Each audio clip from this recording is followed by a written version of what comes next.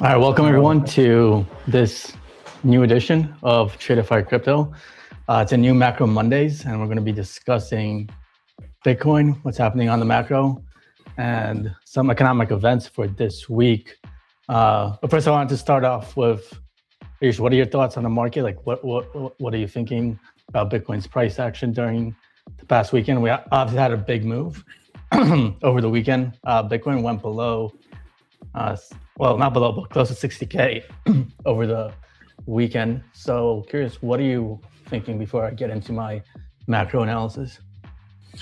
Actually, the monthly opening on the Bitcoin is really, sharp to the 60,000 directly at this monthly low volume node and also the support area. So I still feel this is not a time where we should. I'm not looking for longs. It's just a little bit retrace back into the zone. So currently, I feel that we might, for intraday purpose, we might continue higher till this point of control we have over Bitcoin on the daily chart. So this is my current view, and I feel because of this sell-off, aggressive sell-off after the monthly open, I feel we need some correction back into this zone and then continue again lower till 54,000 on Bitcoin. So that's what I'm looking at. And if we talk about Ethereum, I think Ethereum is the best pair if you are looking for shorts, and because the aggressive selling is more deep in the Ethereum and the same area but not same exact as Bitcoin, because you guys know that it is a weaker pair, so I'm not expecting Ethereum will go back to 2000.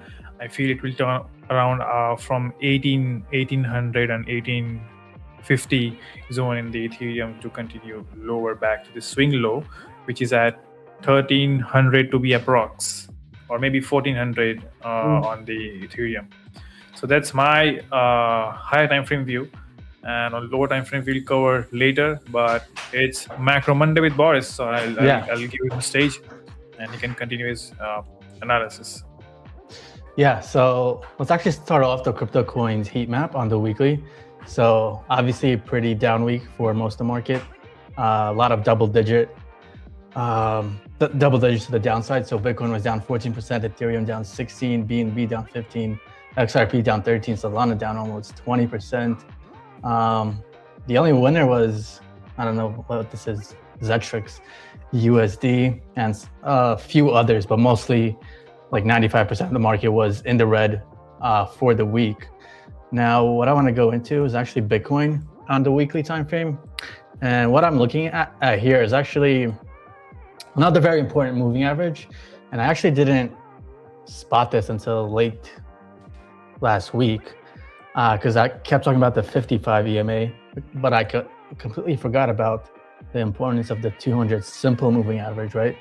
So honestly, the 200 simple moving average, it could be even more important than the 55 exponential. So for those who don't know what I'm talking about, like the 200 week simple moving average, this is a big, I suppose, just moving average that a lot of long-term investors and traders look at, whether it's Bitcoin, gold, equity markets.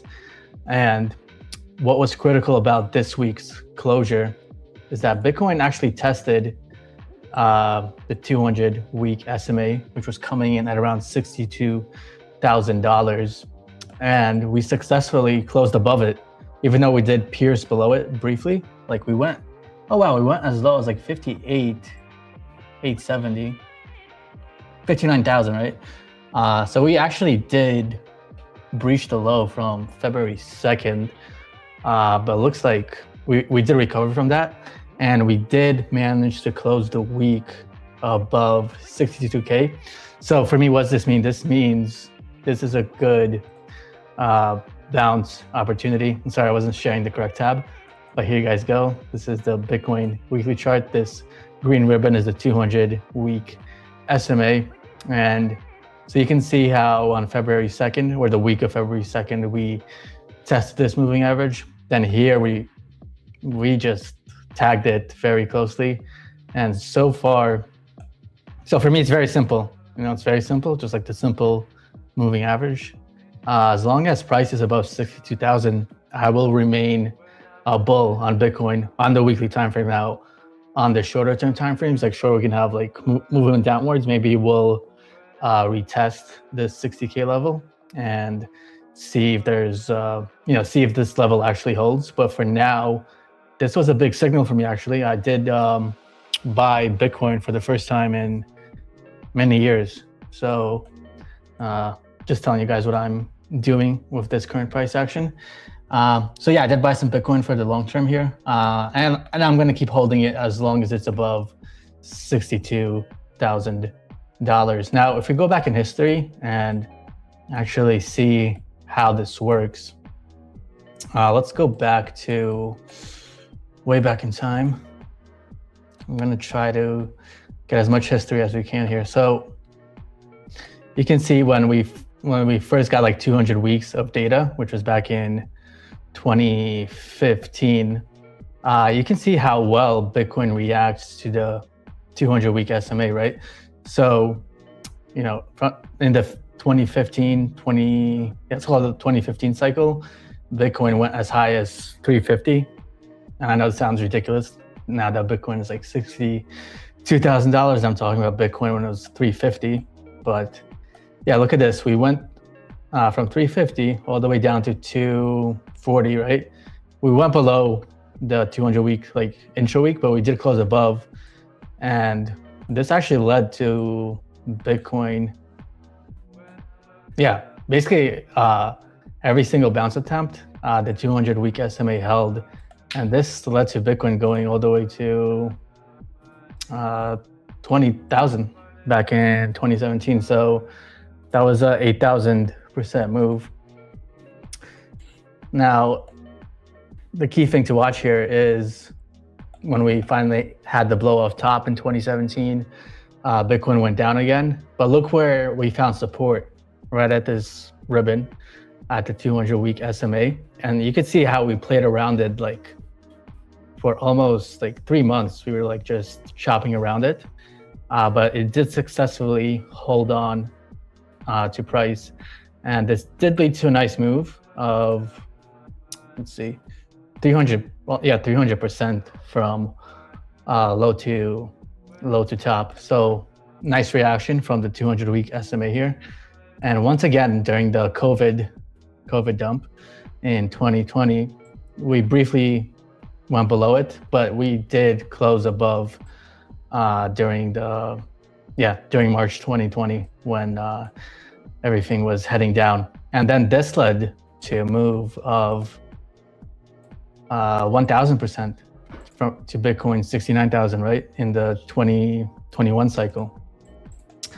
And so you can see that once we break it, so this time around in 2022, we weren't able to hold on to a 200-week SMA. So this led to actually a move down. So you can use this in reverse, right? So when you see a closure below the 200-week SMA, you simply maybe just sell your Bitcoin or go short.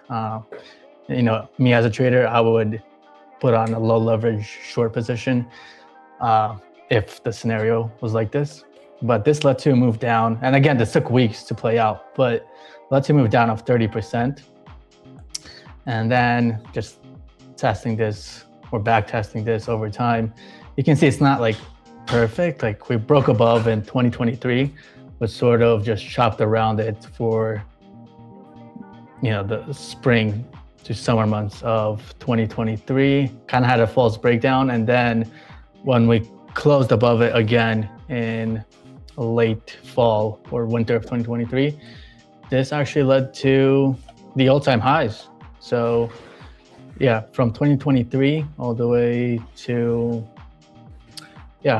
late 2025, this led to a move of 300% in Bitcoin. And right now, my whole point is that we did close above it. So I think for myself and for many other like old school, I suppose, investors or traders, this is a buy signal for me. So 200-week SMA, very important that we close above on Bitcoin. You can look at Ethereum as well. I'm going to assume it closed below it though, because Ethereum has been complete shit compared to Bitcoin, as we know. Any questions so far, Ayush? I mean, in the last session, I remember that we were talking about the 55 EMA, and now you're using 200 SMA on the higher time frame. And can I know the exact reason behind like you're using two like EMA and SMA, lots of different like number. So like Yeah. why you're using 200 and can we use both together or something like that on higher time frame for the trend identification? Yeah, so I just switched to the monthly view, but I applied the 55 EMA, right? So the way to think about it is actually a very good question. It's like on the monthly time frame, we are bullish, right? Because the 55 EMA has been a reliable marker of dynamic support and resistance for Bitcoin. And then if we switch to the weekly 55 EMA, so yeah, it's kind of like showing conflicting signs in the sense that we are below the 55 EMA on the weekly time frame, but above the 200-week SMA. So let's do this. Let's add another moving average here. Just give me 1 second. So we'll see if there's we can find some kind of correlation between the simple moving average and the exponential moving average. So I'm going to put the SMA as 200 here. Let's see, yeah, 200. Let's make this a bit thicker so people can see. Yeah, like that. Okay.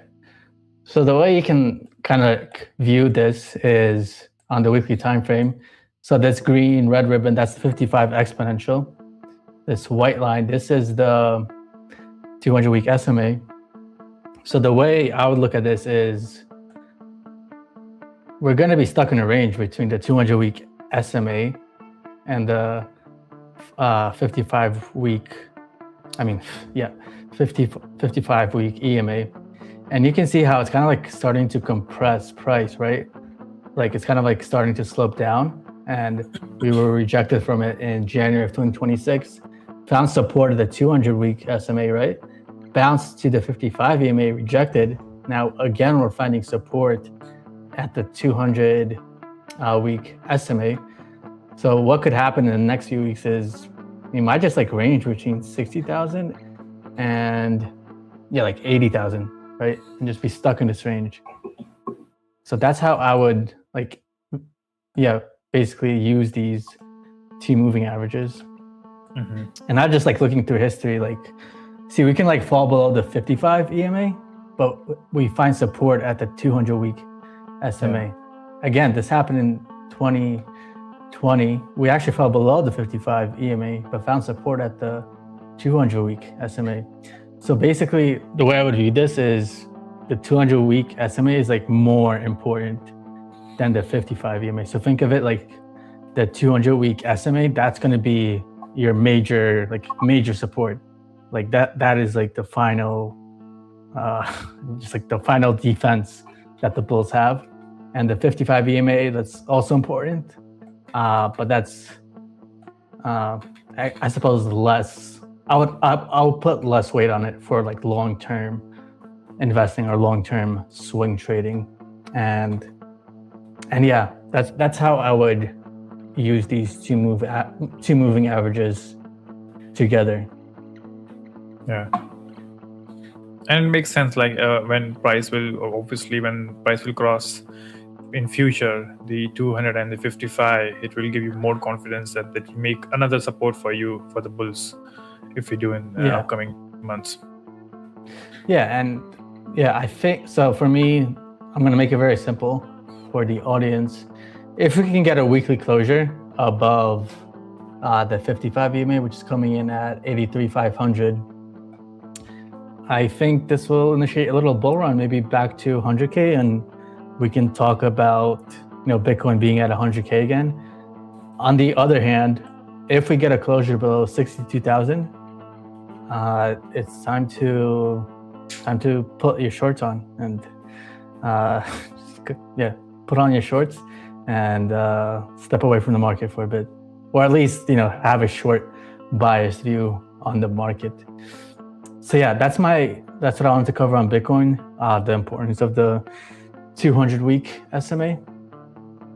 And I'm just curious, let's take a look at Ethereum because that's number 2. But I just put more weight on Bitcoin because it has the most price history, it's the most liquid, it has futures products, ETFs, and Ethereum is just not as mature. So yeah, just like I thought, like Ethereum, it's below the 55 EMA, below the 200-week SMA. Like you can see, it actually found resistance at the 200-week SMA during the last few months, and we're just unable to find any kind of bullish momentum on Ethereum. So like for me, I'm just gonna have a short biased view on Ethereum versus the US dollar. So yeah, that's my view on Ethereum on the weekly, and especially how it revolves around the 200-week SMA. Okay, next what I want to talk about is Bitcoin ETF flows. So let me share this tab. Okay, so Bitcoin ETF flows. I'm very curious how this data is going to change today, because obviously over the weekend we had a lot of price action that is not reflected here yet. But key thing to note here is we had massive outflows over really like the past 3 weeks. We only had one positive day on June 4th, Thursday, about 3.2 million in inflows. And then all the prior weeks and days have just had massive outflows from Bitcoin ETFs. So a lot of institutional selling. However, I do have a feeling that Monday's data, so we're only going to find that out tomorrow. It's going to be positive because, that would make sense, because I remember Friday during this time, Bitcoin was trading at around 60,000. I think some institutions were doing some buying over the weekend because, as we know, we can trade crypto 24/7, and so can the big players. So I think they did some buying, especially Sunday. I don't know if you were paying attention. Like last night during my time, Bitcoin had a nice move up to $63,000, and that's what made me confident about my my spot purchase of Bitcoin based on the 200-week SMA. Now, another thing I wanted to cover is look at the amount of liquidations we had last week when price was going down. So this was the most liquidations we've had since early February. So pretty important metric, because what this tells me is that, so for example, on June the 2nd, we had over 1.59 billion in liquidations. And then on, was this Friday? Yeah, Friday, over 1.46 billion in long liquidations. And so what this is telling me is that obviously a lot of long positions were flushed out, and this has essentially hit a reset button on the market. So there's going to be like fresh positions opening up. So I think this is actually a good thing that we had this liquidation cascade, because now we've wiped out all the overly aggressive traders, and now the market is going to decide, are we going to move up or are we going to move down from here? My personal opinion, based on my moving averages and based on just simple backtesting, I think the most likely scenario is that Bitcoin will slowly drift up from the 62 to 63K level. Okay, next I want to talk about Zcash, because I think this is very important, because Zcash went down by like 50% last week. And I know it's not like one of like the top coins or anything, but it is like at least in the top 20 from what I know. So basically, did you hear about what happened with Zcash? I think I was talking about it in our work chats. But someone found that there's an exploit in Zcash in which basically someone can just infinitely mine Zcash, right? And this basically sent the price of Zcash plummeting. And the reason I wanted to point this out is because this exploit was actually found by AI, right? So I think AI, Anthropic, by Claude. It was a specific, Claude Opus 4.8. So I was talking about this with a friend who's actually in the AI sector, and we were discussing like what are the implications of this for crypto. So I think like long term this will be good because with AI we can basically decode what are the good blockchain projects from the bad ones. Like obviously the team said they fixed the exploit, but still this is I don't know, this can't be bullish for Zcash. I don't know. I don't think they're gonna make another record high. It's gonna be very hard to come back from this. Again, this is just my personal opinion. I don't want to offend any Zcash holders out there, but I don't think Zcash is the best privacy coin. There's better privacy coins out there. Any questions so far before I move on to some other metrics? So far all good. Now, and actually I had a question related I think when you said you are in the long on Bitcoin, actually, and you are holding in your personal, exchange with the live capital, not the prop firm. So I actually want to know what's your stop loss on Bitcoin? Like when do you think it's So this was more of an investment than a trade. So I didn't set a stop loss. I just bought, but my mental stop loss is let's go back to the Bitcoin chart. So if Bitcoin closes below the 200-week SMA, let me turn this back to 200 length. Basically, I'm gonna look at the market from a weekly perspective, and if the next weekly candle closes below, let's call it 60K, I think that's a good level. Then I'll sell and look to buy. I don't know what the next level of support could be, probably around 45K. So I would have more of a mental stop loss, and if some flash crash event happens and Bitcoin goes to 30,000, then that's just the risk that I took.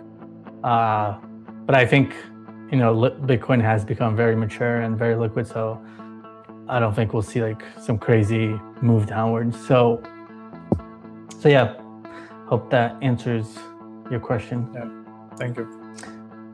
But if I was, technically you can also put this on as a trade, but I wouldn't use too much leverage, probably 2x, because think about it, like at 60,000, if price goes to 30,000, you'll get liquidated. So 2x is like pretty reasonable, maybe even 3x leverage. So, it depends on your risk tolerance. I think, if you're trading the weekly time frame, it's best to do spot buying. But I know people who actually put on like very long-term leverage positions on exchanges and just hold and pay the funding fees.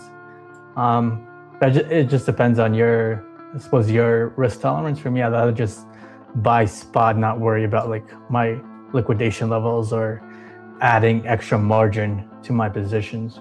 Mm-hmm. Yeah, so the next thing I want to talk about is USDT dominance. So again, I think I covered this in the last show as well, but USDT dominance basically measures the dominance of US dollar tether, which is a very popular stablecoin in the market. So the theory is that when USDT rises, that is bearish for the altcoin markets, probably even bearish for Bitcoin, because that means money is flowing out of altcoins going into Tether. And what we're seeing here is that US dollar Tether is at a critical level here, because we're basically testing the highs from 2022, right? And this is when we had like basically all season finished, and we had massive crashes in many altcoins. Many like of these projects don't exist anymore. But what we saw from this level is actually USD dominance went down, and we did have somewhat of a mini alt season when USD dominance went back down to 4%. Now, this is important because we're like on the brink of breaking this level. So for altcoins, what this means is, for now, as long as like we don't start going above here, there's a chance that altcoins could rally a bit. Like obviously we had a really bad week last week with double digit losses across the board for most alts, including I think Clash didn't do that good last week. But if USD dominance can hold here and not go above, then I think there's some hope that some capital will flow into the altcoin sector. Now I want to take a look at let's take a look at, actually I don't take a look at others, let's take a look at total 3. So this is another like key metric that I like to look at. So total 3 basically measures the market cap of the crypto space, excluding Bitcoin and Ethereum. So this is just measuring altcoins. And again, we're holding on to a critical level here, which is called the $700 billion mark. So we got to hold this level. And if we can hold this level, then we can get back to maybe 800 billion, then 900 billion. Then ultimately, like the psychological milestone for me would be getting back to the $1 trillion mark on total 3. So I'm watching this level very closely. $700 billion for the total crypto market cap, excluding Bitcoin and Ethereum. And yeah, that's pretty much what I wanted to look at in terms of like chart technicals and Bitcoin and Ethereum on longer time frames.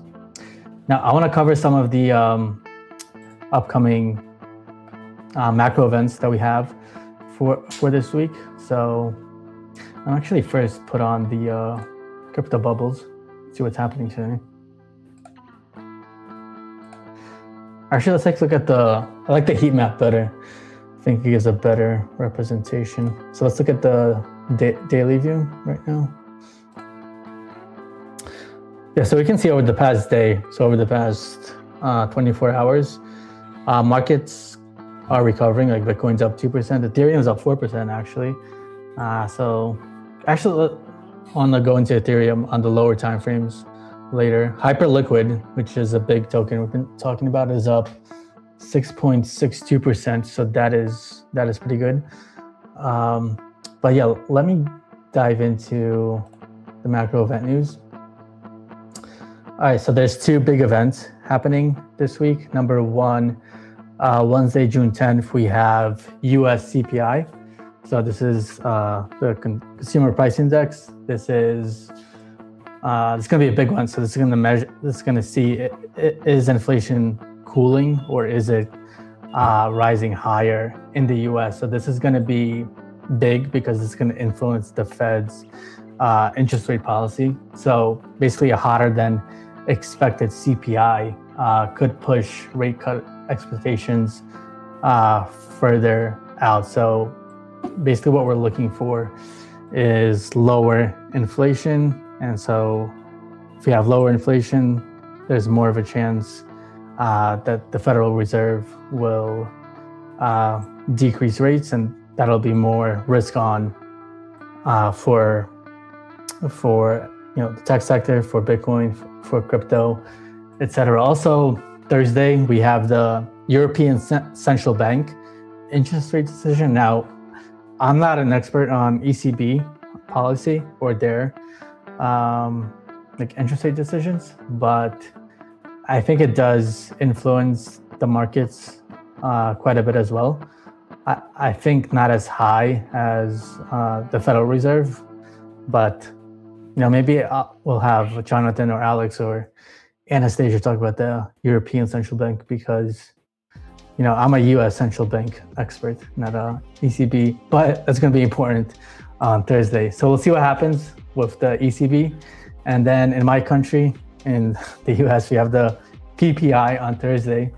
So this is going to be the producer price index. So this is kind of like secondary to CPI, but it's also a very important metric. So for lower time frame traders, for scalpers, this is going to be a big metric as well. So yeah, so basically CPI on Wednesday, that's going to be the main event, I think, for everyone, for Bitcoin traders, for Ethereum traders, for gold traders. It's going to be a big one. And then ECB Thursday is going to be a big one. And then lastly, PPI, I would put last.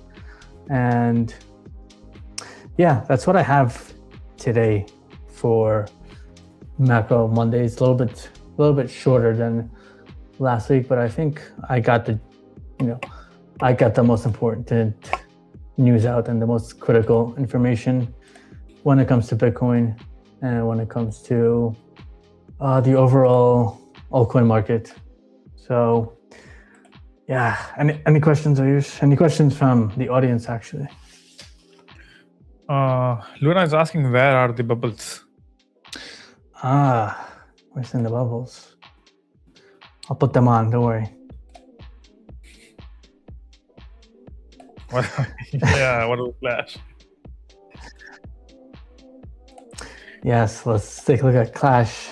Roman's favorite pair. Yeah, it seems like Roman is like heavily invested in this coin. So maybe, okay, let's Clash.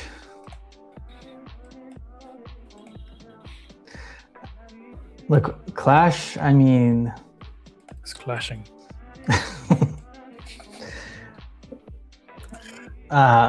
We're finding support at the 1 cent level. I had a nice bounce on Wednesday, went up 27%. So this is a critical level, this like 1 cent level. If we go at 1 cent, then it's going to be, I don't know what's lower than 1 cent. I don't know how to say it, but it's going to be less than a cent, which is, I suppose, not good if you're a clasher. So, but if we can hold this level, I mean, I suppose there's some hope for Clash. I don't know too much about this coin and what it does, but I wish the best for the people of this project and whoever is invested in this, because I mean, it's in a long-term downtrend. But if it can hold this level, there's a possibility we could go up from here. So that's my take on Clash. And again, I'm not sure if Roman has stake in Clash, and he seems very worried.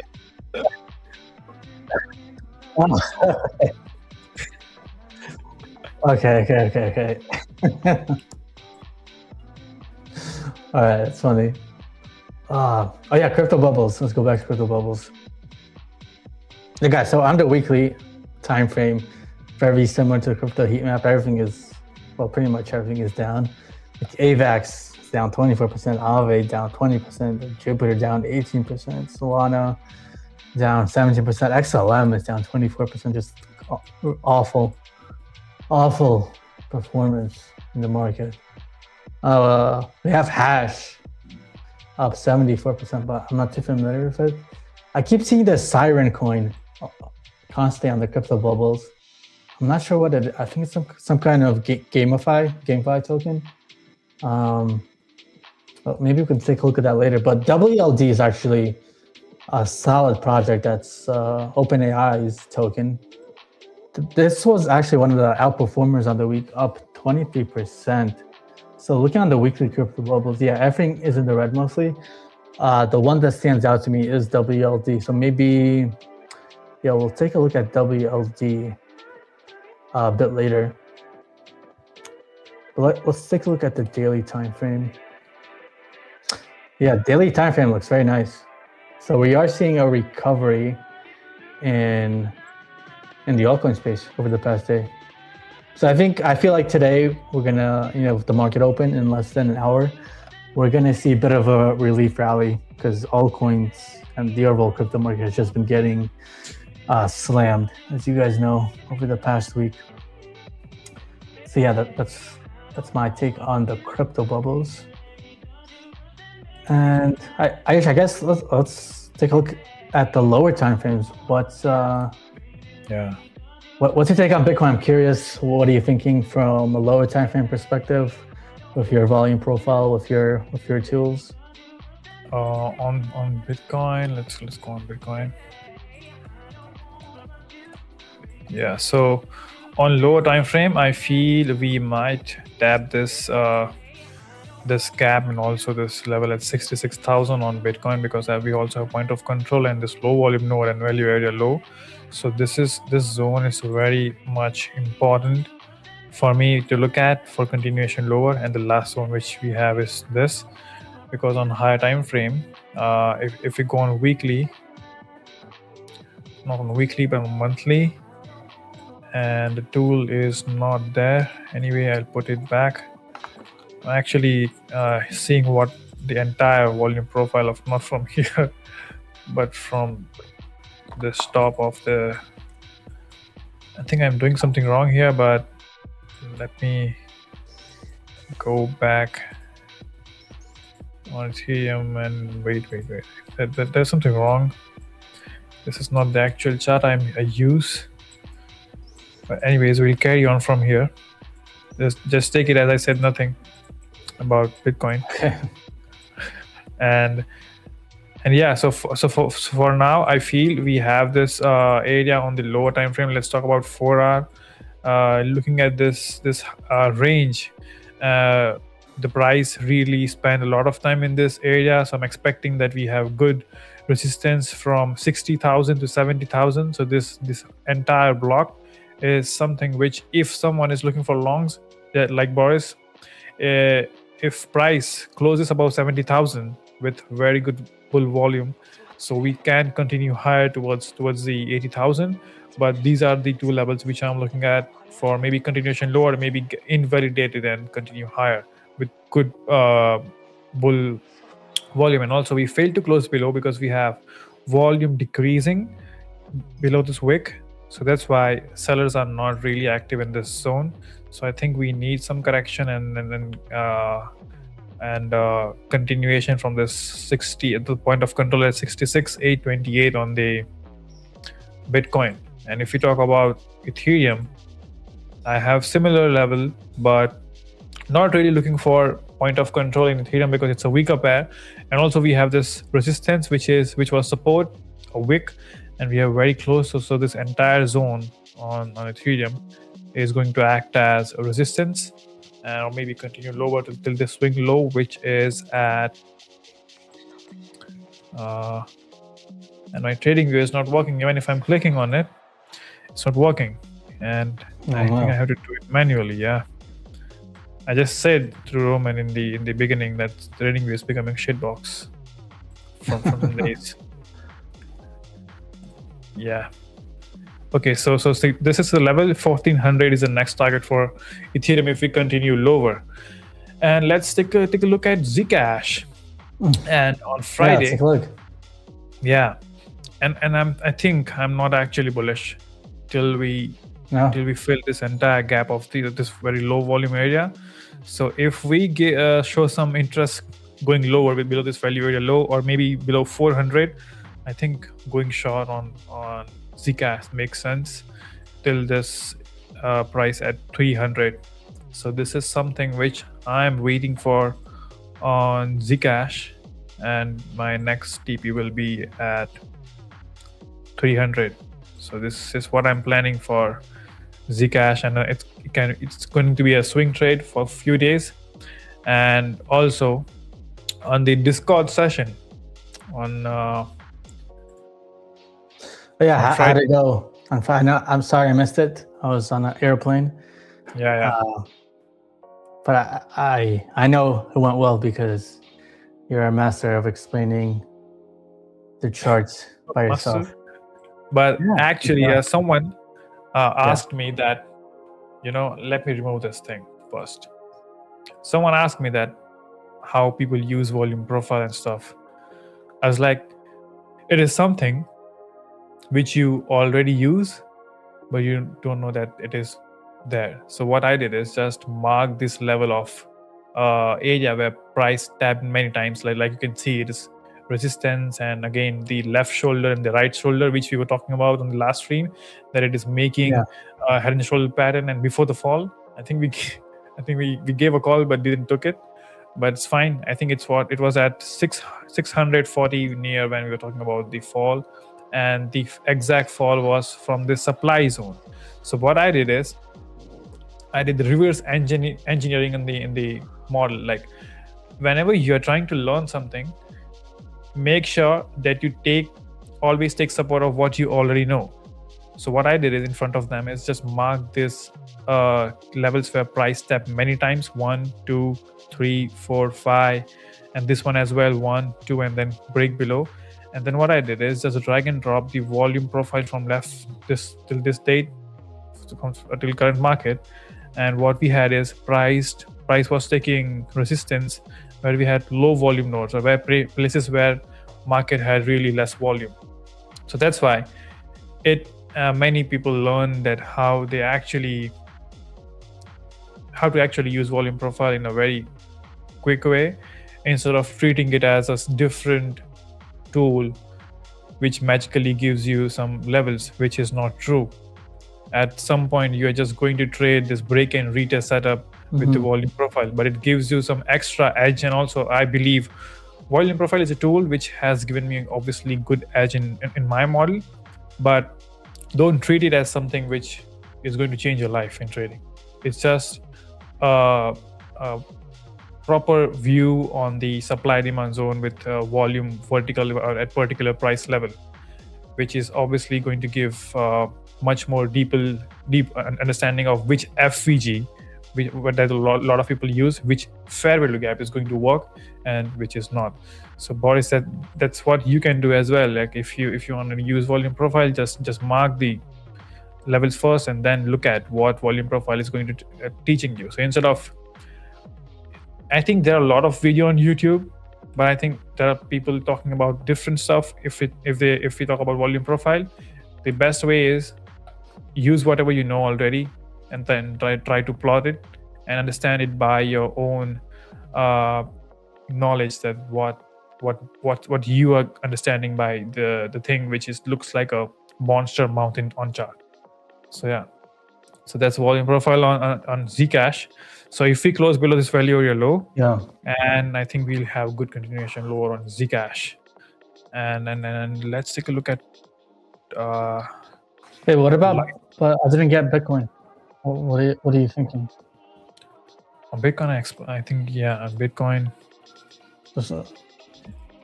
So we have this high volume areas in Bitcoin. So I feel we have volume actually decreasing below this week. So I'm not ready for bears to continue. In order to do that, we need to see. Also, we are actually, we are at this. I think there are two volume profiles working together. Wait. Actually, I don't know. I prepared a lot of things before the session, and TradingView had different plan.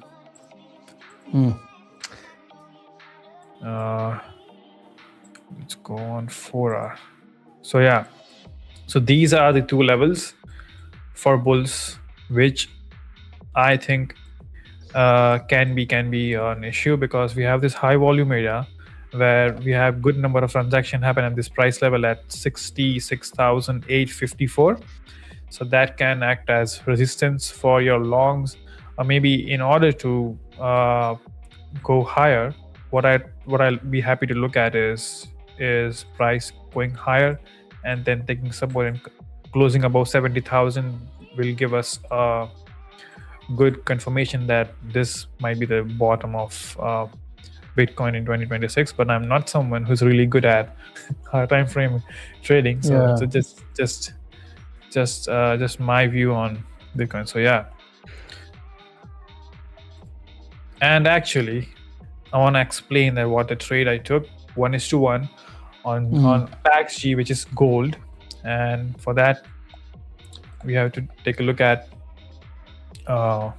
Motivave, and this was a trade which I took it in the morning in my country, which is at 3:42 in London. So we had this reaction from this low volume zone, and also the current daily open VWAP working as resistance. So this was the best flush we see on gold happen. We also had some aggressive buyers at the top. I don't know why Motivave is I think they got removed, and it's showing some extra things which I don't really care about. But and also if you take a look at the footprint candle, we had aggressive buying. You can see this blue number and the 0 on the left.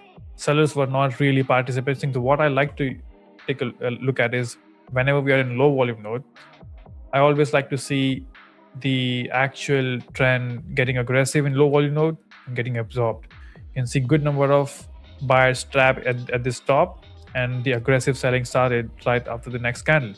So I was like, okay, I think I should look for shorts, but I needed more confirmation. Than we had this actual bear candle coming in, and we had a good bubble in this zone as well, which disappeared of 100 lots in this zone, which confirmed me that okay, the 100 lot buyer is also underwater.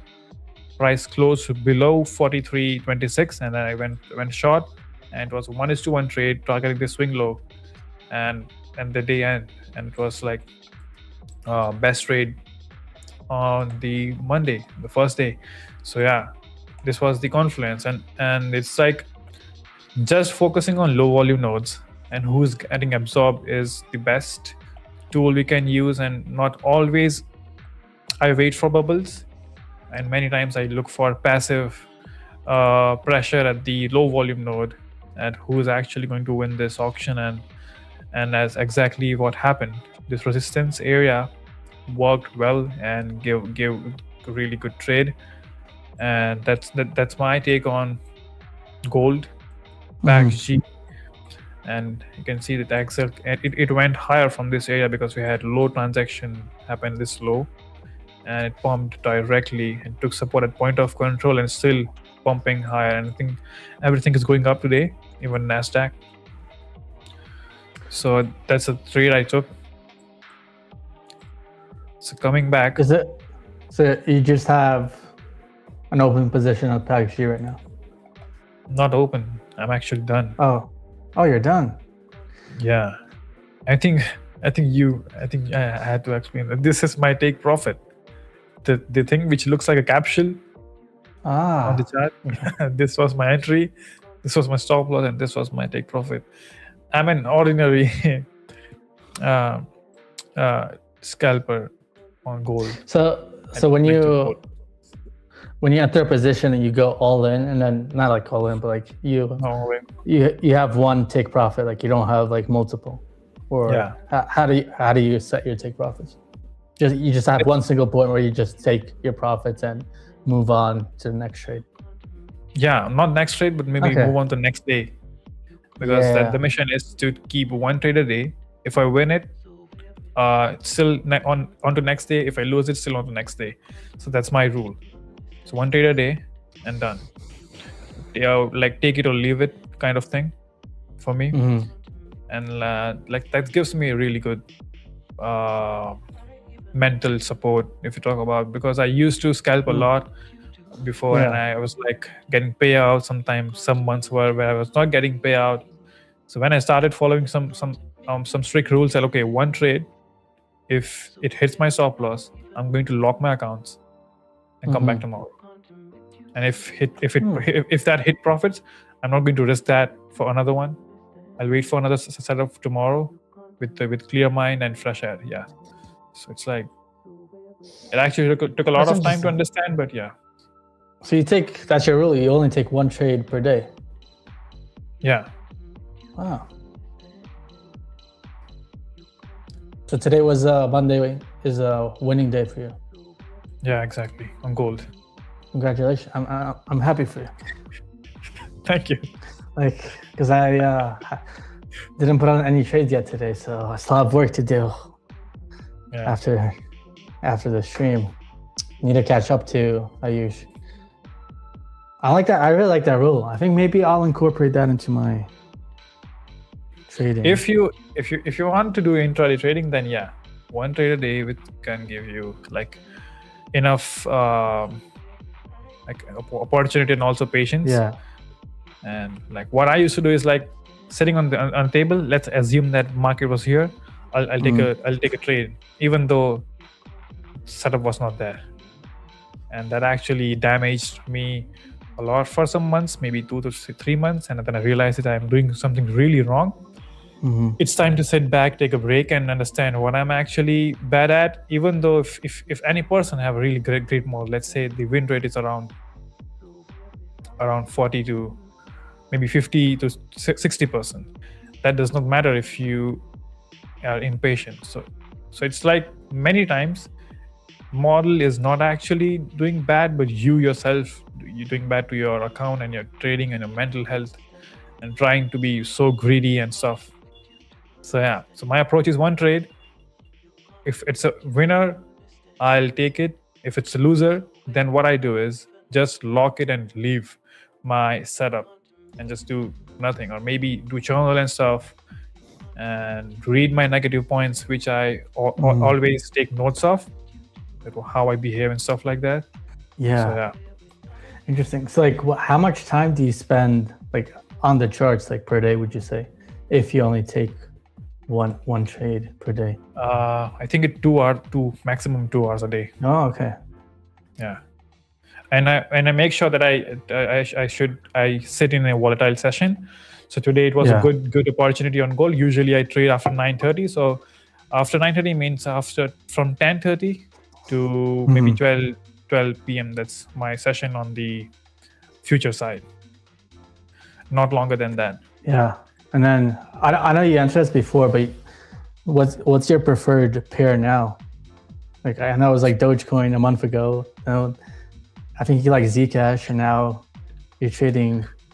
Do you have like a list of certain tokens that you trade, or futures products that you trade? Actually, I think Doge is not doing. Oh, what is Doge? Doge is not doing that bad, I feel. I mean, I think same. I think structure like we have on Bitcoin. We have this range. I feel is really going to act as a resistance for a lot of long people like looking for long. And yeah, same view on the Doge. Let's take a look at daily time frame, and we have this point of control which is at 0.0934 on Bitcoin Doge. That is going to act as resistance. So I think this is the zone which I'm looking at for continuation lower, and you guys can see that the support on the monthly, which was acting as support, but now it has become resistance, and that actually aligns with the point of control we have on the volume profile. So yeah, I feel this is the next opportunity for shorts on Doge. That's what I'm looking at. But looking at Bitcoin and Ethereum and Doge and Solana, I feel every single pair is trying to recorrect, or maybe the volatile session they had on the monthly open. So I'm more active on Zcash because it is not something which is really correlated with the Bitcoin Ethereum move. So yeah, so this is my next analysis on the so I'm just waiting for price to flush lower, and then I think I'm expecting 300 on Zcash because I think it's a dying project after the yeah. Well, I don't want to influence your decision making based on my article there in the beginning about Zcash. I mean, maybe no one cares about this exploit, but yeah, I don't think it doesn't look good, like from a technical standpoint, nor from a fundamental standpoint. So yeah, I like this trade idea. You're saying Zcash down to 300. I mean, I'm not saying it's because you said, I mean, but the technical view is the same. But Ayush, I have a question. Like, let's say you have a winning trade, so you just took profits on PaxG, rolled, and you see the setup on Zcash, right? It looks like a good short up. Why don't you take another trade? I don't care about that trade. That's my answer. I don't care what's happening in the chat. If the entire world is making money, not me, I'm still okay. But if you win, like, let's say you won today, and then you see another setup, why don't you keep going? Like, why just one trade a day? That's what I used to do when I was in the phase where I was getting payout, but not many. It was like some month I used to just blow accounts, some months were with payout. Then I thought this is not something which is going to help me for the longer run. It's better to set some rules. And like you, as you said, even if I have to take a trade, I will make a different set of accounts to trade, like separate for goal, or maybe some set of accounts where I'll take one trade and done, and on the rest I'll go aggressive, or maybe take some trades which are like second or third trade of the day in my model. So yeah, so the mission is not to overtrade and stuff like that, because I did it a lot. I used to take 30-40 trades a day on lower time frame on scalping on the second start. Wow, so 30 to 40. Wow, it's not wow. It's not wow, Ruben. It is. Yeah, Boris. It's not. It really ruins your head. Yeah, I know. I mean, yeah. So what were you like, scalping the 1 minute, taking 30 to 40? Not even trades? 1 minute. It's 15-second chart, not 1 minute. Oh my gosh. That's incredible. It was actually used to work. It worked really well. Milked some payouts, but yeah, but it was not something which was consistent. I mean, that must have been very stressful for you.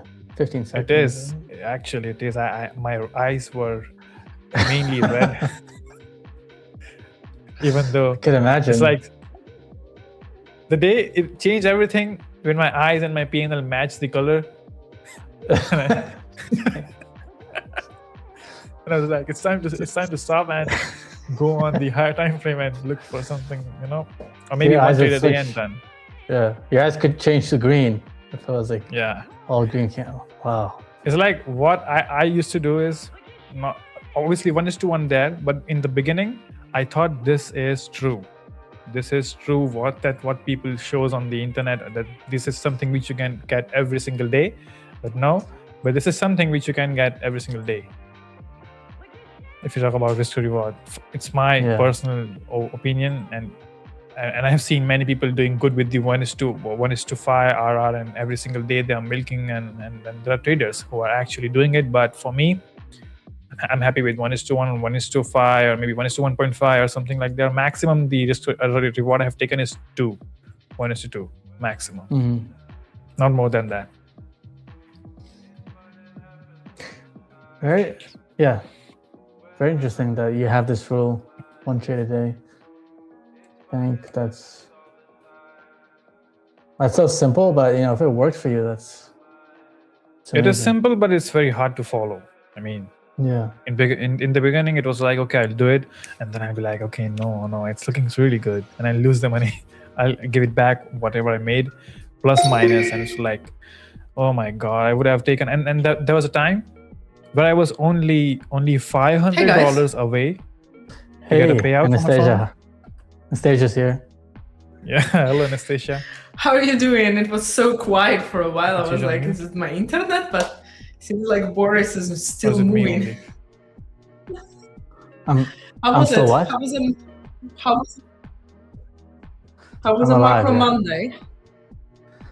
It was good. We talked about talked about Bitcoin on the weekly time frame and how important it was for Bitcoin to hold a 200-week simple moving average. So I actually bought Bitcoin for the first time in maybe 5 years or 6 years.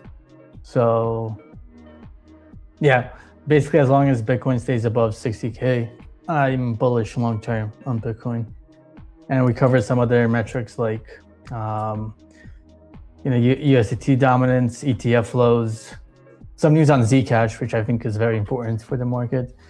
And then also we went into some economic data that's going to be coming out this week. So we have the CPI data on Wednesday, and then the ECB interest rate decision on Thursday, right? Yeah. And then the PPI, I think that's also Thursday or Friday.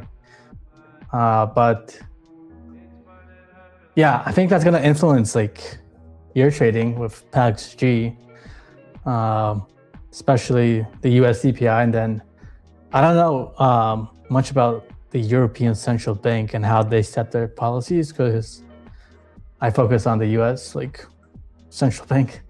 But what I guess what are your thoughts on the European Central Bank and what they might do with interest rates? And how from your experience, does that impact like assets like PAX-G or Bitcoin?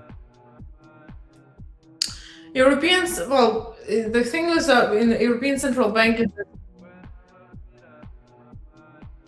no, my microphone is on, but it's picking up the other one. Can you hear me now?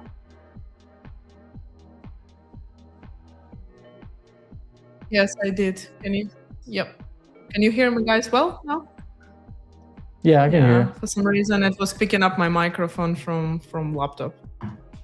The thing with European interest rate is that the economies are intertwined with US. So usually Europe is also looking in US, because if US inflation is quite high, it's affecting afterwards also the European inflation, because the overall world trade and so on. So it's quite, that's why it's called like a macro economy, because it essentially covers the whole world. It's the same thing as, for example, if in US there is a big crisis that starts, it's gonna affect us anyhow. Yeah. So like we're not gonna be able to, sit back and just hope that it's not gonna come to us. And the same kind of thing with the interest rate in Europe. It doesn't affect so much anymore at this point the high risk assets, neither Bitcoin or stocks or, for example, gold, because it's been quite steady for a while. So it didn't have so many changes and jumps and so on as, for example, the uncertainty as for the US interest rate, for example, at the moment. So it's been the same exact interest rate for more than 6+ months, actually, in a matter of fact. So it's not really much changes. It is expected, if I'm not mistaken, to rise. Actually, to rise back again. Why? Because of the overall inflation. Because right now, the situation that is boosting inflation in the US, one of the situation is obviously Iranian war. And by Iranian war, we have the higher oil prices. And the thing with the oil prices and the prices in general, so it jumps first. And then the real effect on inflation and economy, we have somewhere between 3 to 12 months, depending on different which sector of the economy we are talking about. So now, since it started until right now, it's going to come that we're going to feel like direct effects. So they are expecting 2 rate hikes, if I'm not mistaken, in the next couple of months, by default, if the rate is hiked, the currency goes up. So if we're going to have the rate hike for euro, we're going to have the hike on euro USD. And we're going to have the opposite effect, obviously, on US dollar, which US dollar necessarily alone, like DXY, shouldn't necessarily fall. But because euro is expected to be increased, that's like the European interest rate, the euro USD is going to most likely have a jump. Now, that being said, I'm gonna wait. I'm not sharing my screen if I'm not mistaken. So let me just share trading view for a moment. So if we are talking about the currencies for euro, for example, then like it should be slowly starting to get priced in. So by the time that we have the interest rate decision in Europe, Euro USD should normally continue to go up. You know, so and then by the time that it's already released, it should be partially already priced into the certain degree, and then obviously later it's gonna most likely continue to go in higher based on, you know, based on the fact that the rate was hiked. I hope it doesn't happen because so you guys know I'm in Europe now, and actually the US dollar is not performing well. Well, it's lost its value over the euro over the past several years, and you know, my US dollar doesn't go as far here in Spain as it did in Bali. Actually, the reverse is happening in Indonesia. The Indonesian rupiah is like the USD is gaining value against the rupiah. Actually, it's making new highs. And yeah, I didn't even realize the impact of like foreign exchange interest rates until I arrived to the EU. I'm like, oh well, I can't. I guess I can't go to. Much less wealthy than you did in Indonesia suddenly. I feel like now I need a budget, and I can't go out every night to a restaurant. Maybe limit myself to 2 or 3 times a week. Yeah. So gotta adjust your living, unfortunately. Yeah, it's also the USD goes up because obviously we are expecting the rate increase potential for the US dollar, right? But because euro is expected to be hiked the interest rate faster, euro is getting more expensive towards the US dollar at a faster rate than the US dollar is getting expensive towards rupee, for example. So it's more about this. And if you talk about the DXY, actually, if you look at the bigger picture for the DX index, we've been climbing, but not to say drastically so far yet. In a bigger perspective, since a year and more than a year already, we've been ranging, right? So it didn't really change a lot since last year. We've been consolidating between like 95 and 100 for DXY.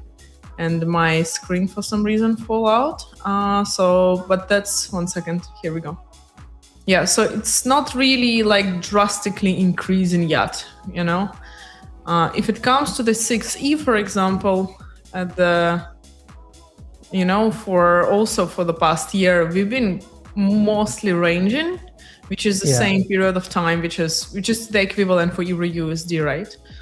So right now, because Euro should be getting the hike first, I'm expecting the 6E to return approximately to 16,260. It is going to affect directly DAX, for example. It's going to affect, obviously, Spanish, you know, indices and, you know, the European stock indexes. But not necessarily US, because a lot of attention is turned towards the next interest rate decision in the United States. Yeah, speaking of the interest rate decision in the United States, I just pulled up the CME FedWatch tool. So the next FOMC meeting is in 9 days. So I think it's next Wednesday, not this Wednesday, but Wednesday, June 17.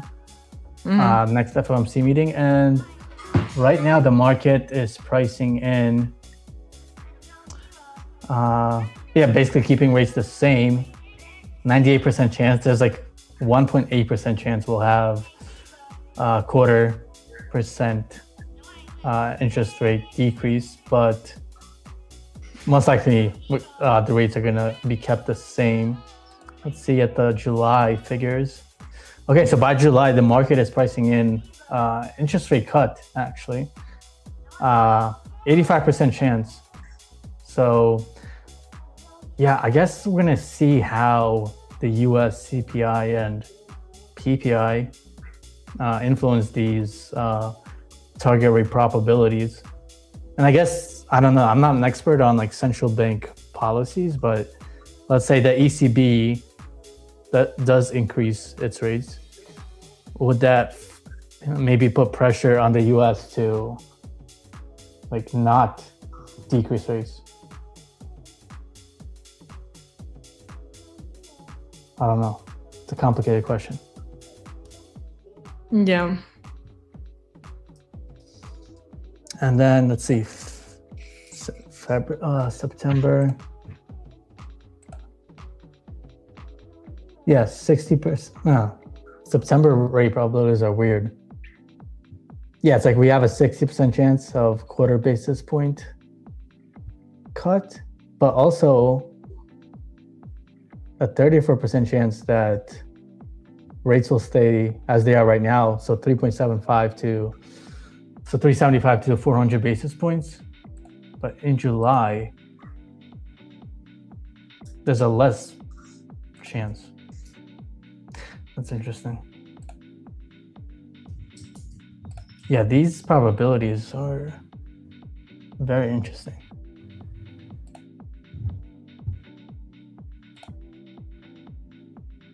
I'm basically zooming out all the way to the end of this Fed watch tool to July of 2017, so a year from now. And it's kind of like there's a 30% chance that interest rates will eventually get higher. So just like looking at this, we might have one like interest rate decrease, but then in the long term, it looks like there's a higher probability that the US Fed will start hiking interest rates. Again, it's going to depend on the new Fed president and I guess how much pressure Trump has on him. And yeah, there's so many variables here. It's like making my head hurt. Yeah. What are your thoughts on Bitcoin on the shorter time frames? On a shorter time frames is long for me. Long. Yeah, because it came into the zone from where I was expecting the reversal. We are on my screen right now. Yeah. So I was expecting the reversal from the zone, and within the day today, we've been quite trying to renew some local highs. So that was last week, then again today, and then again later today. So we've been quite steadily growing. We are located like within a day, which is the beginning of the week, obviously. This is a monthly point of control, so that's already the previous week and this week. We are rejecting it now as a support. Now within this week, the point of control is also below the price, and it also rejected it bullish. So it feels like the buyers are locally taking the control over Bitcoin. So I would be expecting the upwards movement locally for Bitcoin. Yeah, so it is ranging slightly, but we see that the price tried diving below the point of control and renewed again local highs. So it's honestly, even for right now, because it's a high risk asset, I would probably put a bigger stop loss here, but I would normally be expecting the movement from the current levels, from the current price levels towards at least 1-to-1, which is not so good. Now, for some reason, my chart is not loading now. My internet should be good. Until 67 at very least, and then normally maybe 71.5 returning here before the continuation down. Maybe this is quite positive outlook. So this would be the first level from where I would be expecting the rejection. So again, 67 and then 71.5. And then from here, I would be looking for, sorry, not from here. From here, I would be looking for the continuation down again towards deeper into this gray zone, which I had marked up, because normally overall bigger term, I'm still bearish on Bitcoin. What's your opinion, like long term? Yeah, I'm bullish because as I was explaining to Ayush, so Basically, Bitcoin went down to, or we tested the 200-week simple moving average on Bitcoin. So essentially, the 200-week simple moving average is a long-term trend marker for Bitcoin. So, whenever throughout Bitcoin's history, like you can go and backtest this to like 2015. Basically, as long as Bitcoin holds above the 200-week SMA, this green ribbon, this is a bullish sign. But when we lose it, which has only really happened a few times or a couple of times in Bitcoin's history, this does lead to continued moves down in Bitcoin. Now, I guess long story short, we tested the 200-week SMA back in February. So we went down like to roughly 59.5. I think this past week we pierced below it, went down a bit lower, maybe like was a false breakdown for those who were watching this week. But for me, it's important that we closed above the 200-week SMA, which is coming in at around $62,000 exactly. And we closed at like 63.5 on the weekly time frame. So I am bullish on Bitcoin on the weekly.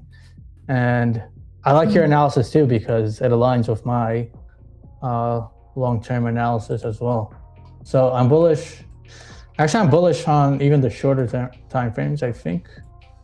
You can kind of just see visually, we're starting to break the downtrend, trying to kind of like form a bottom here. And yeah, on the shorter for sure, we can see this. So on shorter, I fully agree with you. Like we can definitely see that. And then, yeah, like I said, on the weekly, that was my reasoning for basically spot buying Bitcoin. So I think, I don't know if we're going to reach new all-time highs, but I think we'll see at least a move up to 70, maybe 80. Time will tell. But I think, it's very simple for me. As long as Bitcoin stays above 60, I'll remain bullish on the longer time frames.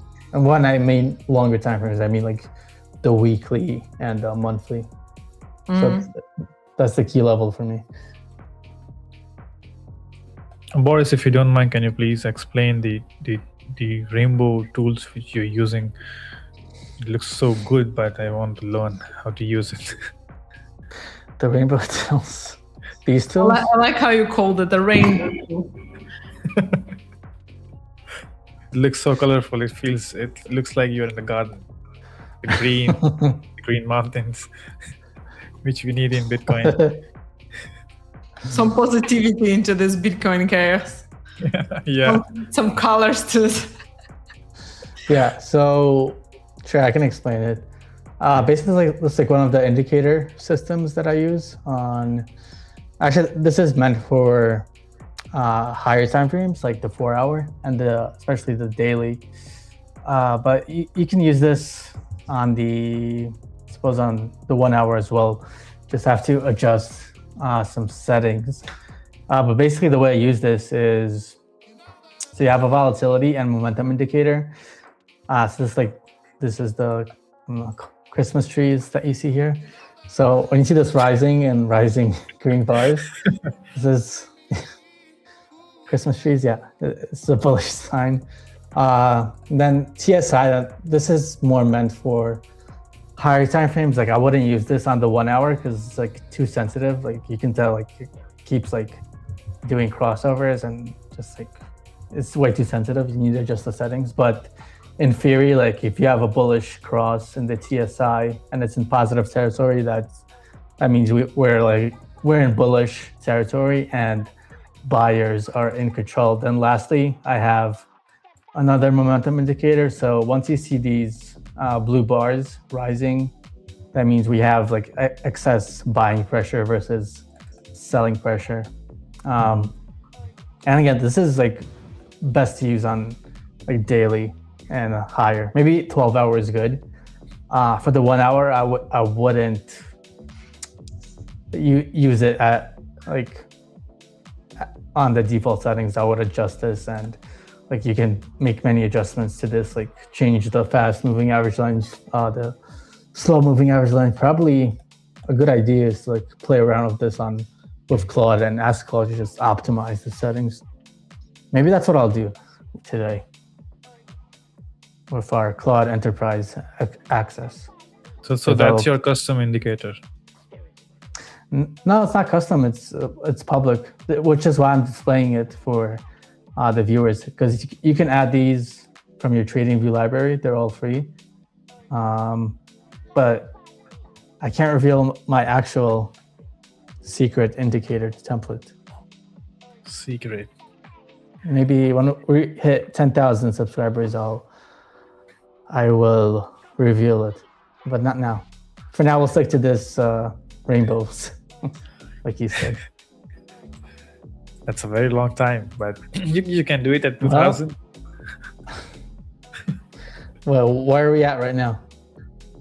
We're at 1.7.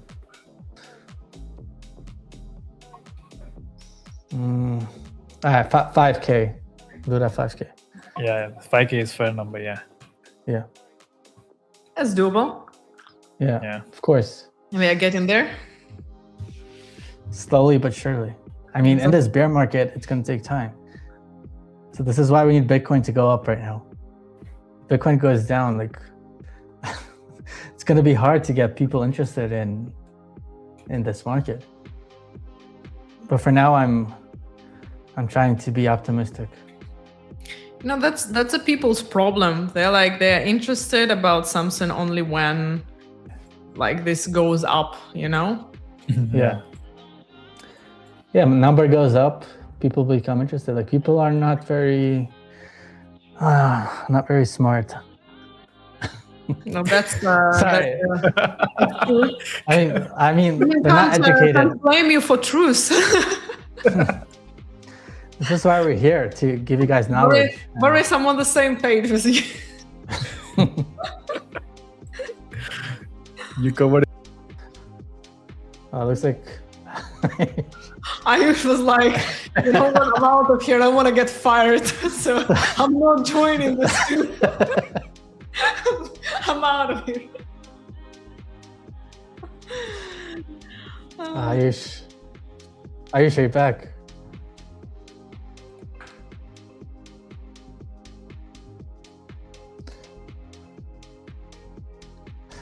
All right.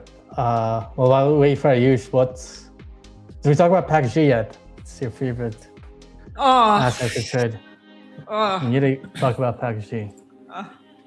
By this time today, I got 3 break-evens and 1 stop loss on PAX-G, trying to short this.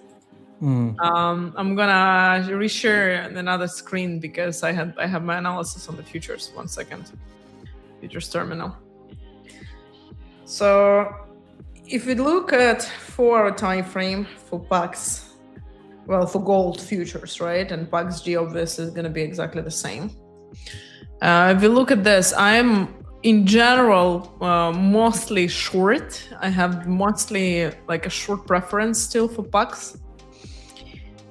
We did reach some of the volumes here that can stop the price, and this whole zone, anything between 4,300 and 4,100 is basically the reversal zone. So it's quite a big zone for me because it's been a week. It was a week here. It was a short squeeze here. So there is no another key level besides 4,300 for me that necessarily might stop the price, like a specific level. So it's a whole zone. Now, if we look at what has been happening today, is that the price was trying to go lower, but by now it reverts back to the point of control of this whole drop. So this whole drop here, the majority of the volume was traded at 43.54 approximately. We are above the value area low. We are at the point of control. I see mainly several scenarios. So one of the main scenarios I'm looking for is short from here, basically continuation down towards this zone. If we break below 4,300, adding more short. Another scenario is to not short from here and wait If the price is going to go down and close on 30-minute time frame below 4,300, then short. That's more conservative approach to this. And another scenario, which is, in my opinion, the less likely one, but still not excluding the possibility of this, is that the price is going to go up from where we are, right? So as it started already, and then it actually going to close above the point of control at 43.50, 43.50 approximately, and then continue up towards 43.90 and 44.40. So that's three scenarios I'm mainly considering. So at the moment, we are basically right at the point of control. So we see that we have more volume coming in. We have 4 minutes until the market opening, even a little less. There was slight uncertainty here in the previous candle. We're trying to reject this volume, like still higher. So it's like, yeah, the price is trying, but for now, not really doing much. So I'm gonna wait for the market opening and see, what it's gonna do before entering the trade again. Because I did try already several times, because I was actually short here somewhere. That was morning. I'm lying. I was short here. It kicked me out on break even. I re-entered again when it started dropping. It kicked me out on break even. It kicked me out on break even again, and then I finally got the stop loss. Oh. So I actually wasn't able to take this rest of the move that I was anticipating. I was in profit on this huge week, so it was quite a big profit, and then it kicked me out on break even again. So it's some days like this sometimes. And it's like usually in the moment when PAX is reversing and I'm trying to take this last pieces of this whole movement, because yesterday I was thinking if I'm going to short this on the market opening or not. And then I didn't, because I didn't want to really stay up at night, because I also didn't really, it opened slightly with a gap and so on. So it's like, I didn't really want to keep it for a night. So I decided to just let it be. So let's see.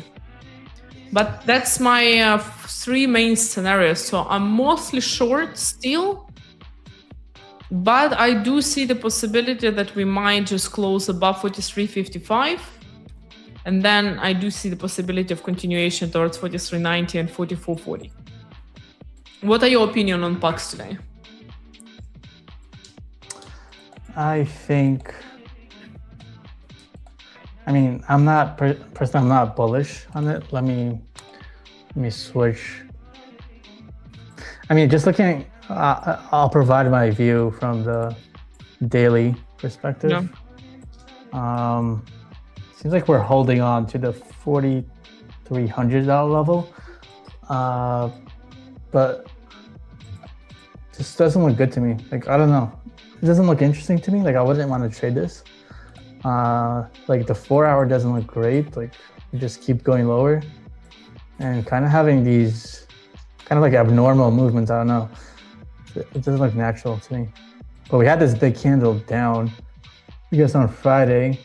And now even on the 4-hour, I'm like, we're unable to get above this 43.30 level. Zooming out to the 1-hour. Yeah, we need to get above 43.30. And then maybe we can go here. So this is a key level for me from my personal analysis. Let me see. Yeah, if I were to trade this, I already had this level drawn in. Yeah, we need a break above 43.35 or so. Until then, I think I'll be short biased on package G. Yeah, I'm also mainly short, although it is kind of trying to recover now. But I also do agree with you, and I think it's just a temporary pullback so far. Ayush, what's your opinion on package G? Are you on the same page with us? Yeah, I'm excited to fill this wick on the daily time frame and go below 4100. Oh, okay. Yeah. So Looking at the daily time frame, I feel we can easily fill this previous wick, which I was talking about, and this is my next resistance zone on the gold, and then continue much lower till this because we really have no volume in this zone, so I think price will really go aggressively lower. For now, we are just in the pullback situation, and I actually took a shot near this area in the London session, 1:1. And guys, I was in the talking with the Mike and Anastasia in the group. I was like, I really like gold, and it's going best pair, and I'm winning many days. And they were like, no, you are very new to gold. It will make sure that to rip my skin off and show me the real, picture of gold. And they were actually right, because what I do is, if it looks good, then I take it, or I go back to NQ. Then only I take it. I'm just being very careful. And that sentence of her and Mike, it flashed in my brain. Okay, don't fall in this trap. Just trade what you see and leave it.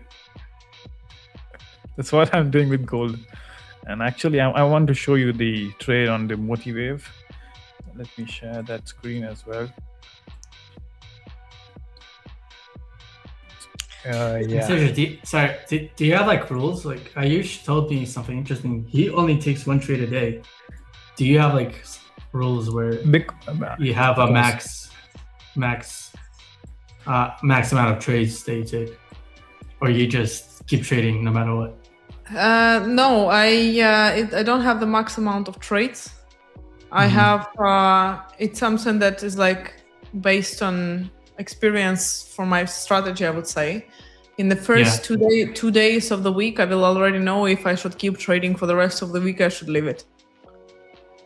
Because if the first 2.5 days are like specific behavior, I should just leave it mostly until the end of the week, and nothing is gonna come out of it. So it's better to let this week go immediately. And it doesn't necessarily mean like a loss or something, specific loss limit. It's just based on the like price behavior, mainly if it's consolidating, for example, and there are some expected news, so there is some expected update, there is something coming in the end of the week or in the beginning of the next one. Sometimes it's just, not behaving like in any way, it's just very choppy, it's consolidating, and it's just hitting my break evens and so on. So sometimes it's just better to let it be, which I should have done, for example, today without trying to short this, for the first time after 3 break evens. And then finally I stopped, after the loss. I was like, okay, I got you. Gold, thank you. I'll wait. So that says no, but I don't have it. I do not trade on Fridays, for example, and I don't hold trades. I don't enter the trades in the second half of a New York session. So I only trade the London session and the first 2 hours of London session or a New York session. After this, I don't enter any more trades, because by the statistics for me, for example, even if I enter this trade, chances are it's not gonna reach my take profit by that time. Right. So it's not, or it's gonna mostly be much more risky, for example, than in the morning. So even if I had not the best day, this one rule based on experience helps me to stay away from trying to still get the revenge or still get into the trade and save my day and so on, because I know just purely by stats it doesn't usually work. So it's not worth more stress, more attempts, more losses, because most likely it's not gonna work out anyway good for me, Right. Yeah. Well, but why don't you trade Friday? I don't understand. It's I don't just like a day off? I don't like Fridays. It's just based on, my most profitable times are at the beginning of the week, and sometimes Thursday, depends. Yeah. By the end of the week, the profitability drops. So again, it's just not worth me sitting on the charts on Friday. Yeah. Because in the second half of Friday, I don't trade in general at all, because it's just not gonna close my take profit most likely, 9 out of 10. London session maybe, but it's not worth it because the amount of opportunities and the frequency of them are just not worth the risk that I would be taking. So the profitability for me, the curve of profitability, the closer the end of the week, the lower it goes. That's interesting. Why do you think the reason is for that? Different Like you volumes. start- Because Yeah. by the end of the week, the institutions start cutting the positions closing before the Right. weekend. That makes The more- sense. Yeah. Yeah, for the futures, the margin requirements to hold over the weekend is different, of course.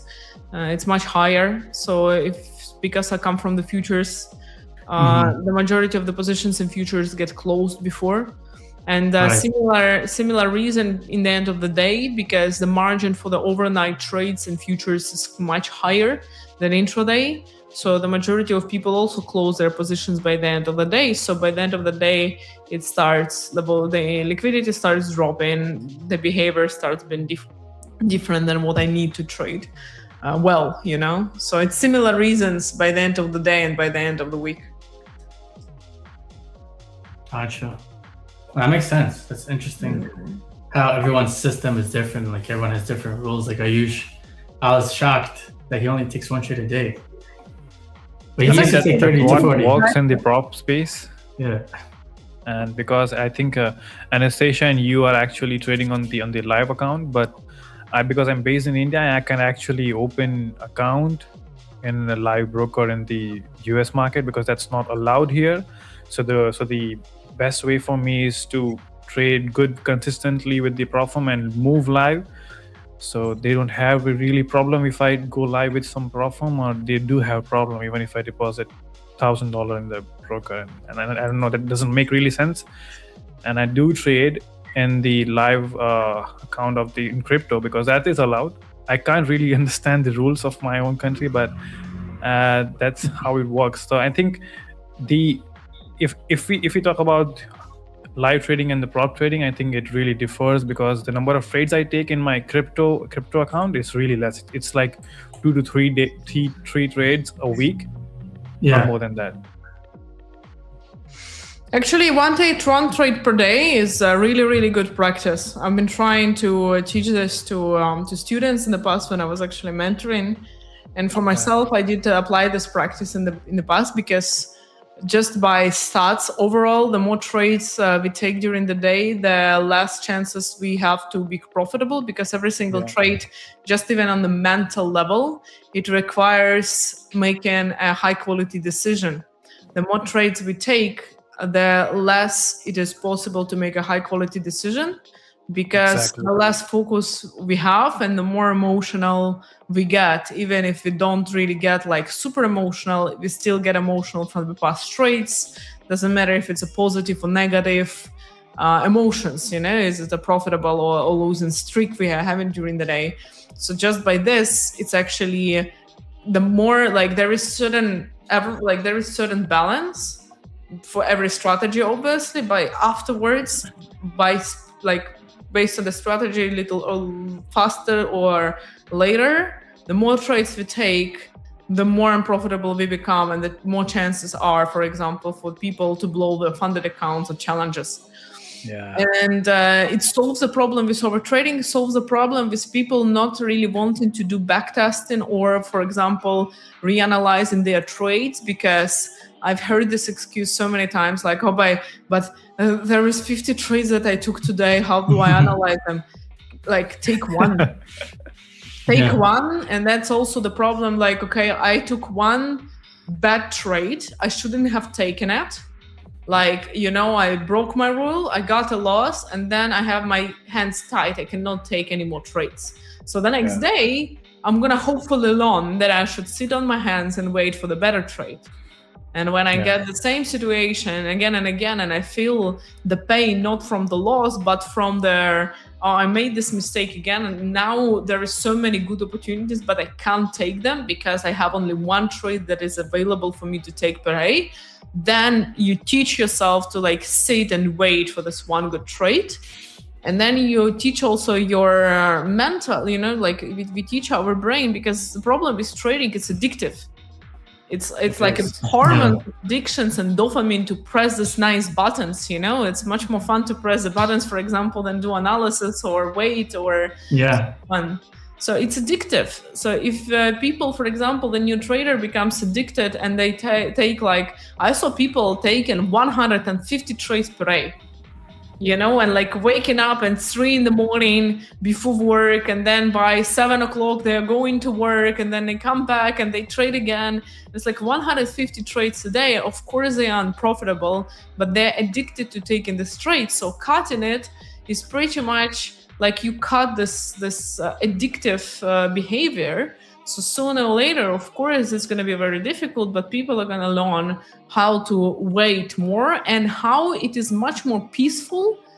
Like you start value your peace, because when you are in the rage of these emotions, it's much more difficult to stop than if you cut it for a couple of days and you sit and you're like, oh, that's much more peaceful actually, to not constantly be in the market, to not take hundreds of trades, to not worry about my account, to just take one trade and be done for the day. It's like, you know, trading is not everything. Of course, we're all gonna wanna do good, but if we keep taking trades and trades and trades and trades, our whole life basically goes like downwards, because we are trying to make it in trading and we are not making it in trading because like it's a loop, you know, because we are emotional and we make bad decisions.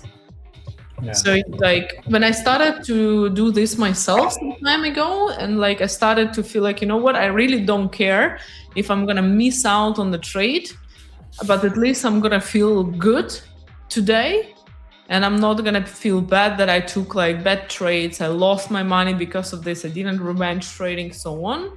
It's fine, because I have other things that I need to be focused on besides this, you know. It's gonna be here tomorrow, and after tomorrow is not going anywhere. Well, that was a long monologue, but hope it's... No, that was very well said. I mean, if you talk about the one trade a day, and like for me personally, I make sure that in a month, I should have only 15 to 20 trades, and with the good data, that what good I did and bad, in order to gather data for a year or maybe two, and understand that whatever I'm doing on the chart is actually going to help me till the last day of till I get old, or maybe obviously I'm not going to trade. Everyone's not going to trade for longer run, but it's just to understand that this model or whatever I'm doing is long-term sustainable or not. And also there is a way to milk this prop firm space with this base hits and the very minimum trades. And it's like, I've seen a lot of people full porting their evals, and that nothing's wrong with that. But it's like, if you're new, just make sure to buy an account and play small and journal every single trade you take, even if it's taking 1 month or two to pass the evaluation. But the good thing is that you will be ready with the data, which will help you to survive in your fund and get a payout. And just don't get impressed by someone full porting their account, because they have the backup. They are okay losing that evaluation. They don't really care. But if you are new, just buy an account, go slow, take 2 or 3 or 4 months to pass that account, but make sure that you carry data, and that will surely help you in the future. And the mistake I did in the beginning was got impressed by people's PNL, bought many accounts, blew them, got payout, but was not consistent.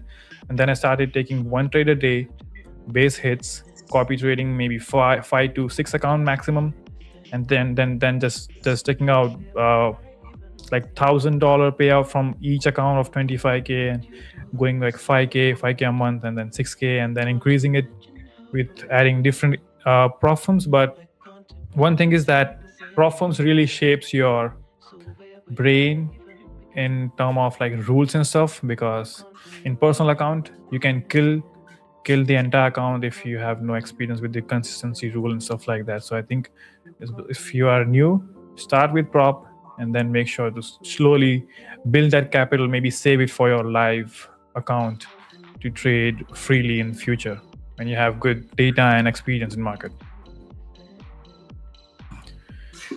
Yeah, like the saying goes, less is more. Exactly. You know, less is more in trading. And I want to go back to the comment section. Some people said, Boris said we are dumb. Actually, Glenn, well, no, just that's not what I'm saying. You guys are the smart ones. My point is that the ones who are watching this are smart because we're in a bear market, and you guys are trading and learning. I'm saying the dumb ones are the ones who are just going to be buying Bitcoin at the top again when it reaches 130.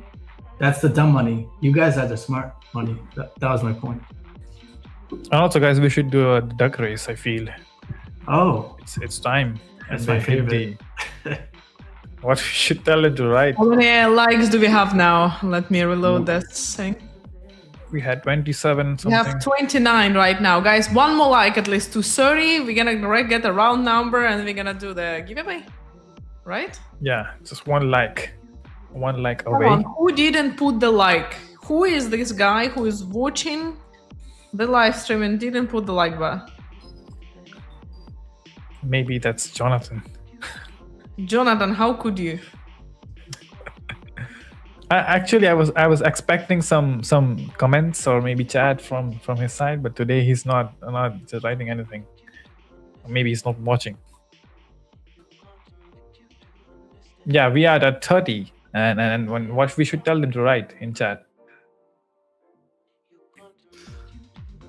Right.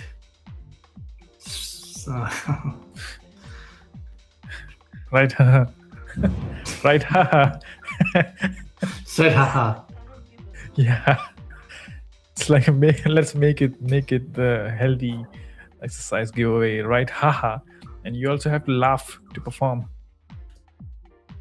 You get to get yourself in the giveaway. So right, haha. And yeah, emoji might work as well. It will work as well. Yeah. Giuseppe says right down. Come on, let's be happy today. Let's write haha. Yeah. Like a little smiley emoji.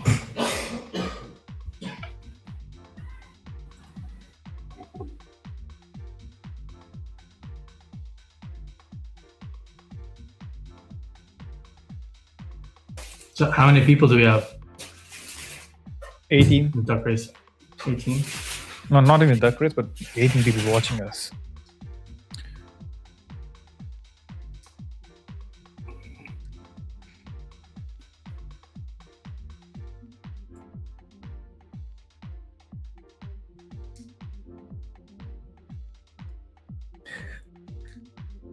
Yeah, I'm actually writing it. It's crazy. Are you guys in any trades right now? I'm thinking to No, go not into cash. anything. I'm gonna look at the New York close. That's when I'm gonna New York start close. You wait for the open and you wait for the close. Well, I'm a swing trader, so I'm gonna wait for the daily candle closing, which is gonna be like 10 p.m. my time. Mm-hmm.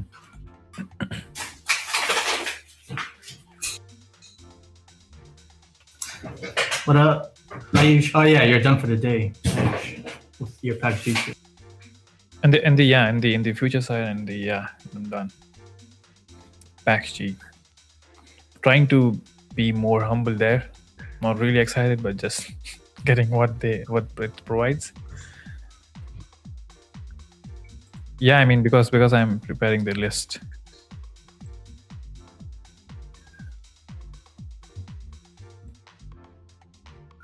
Okay, one more minute and then we'll start the race. Make sure to write quickly. And also subscribe, and we are very close to 2,000 subscribers in the Tradeify Crypto YouTube channel. And we'll do awesome giveaways like we did when we hit the 1,000.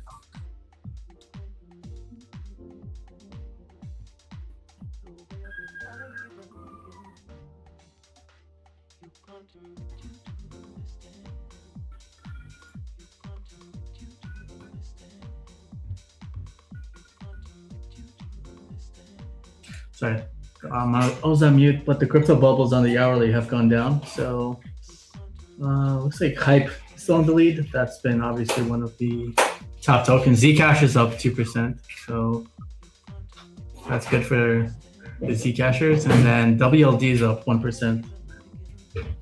That one has been doing something different from the rest of the market over the past week. And I pointed that out earlier. The daily crypto bubbles look very good.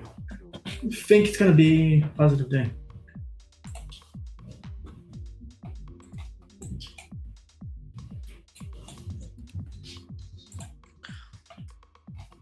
Why it's taking so long? I'm looking at AgriTrade, like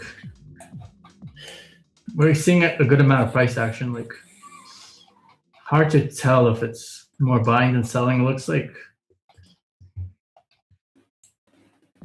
if I go to Bitcoin on the hourly time frame, I think if it can break above 67,000 and hold above this wick at 62,700. You can see this go up rapidly to 67,000. I think I might put on a trade actually on the lower time frames. Just need that extra leverage.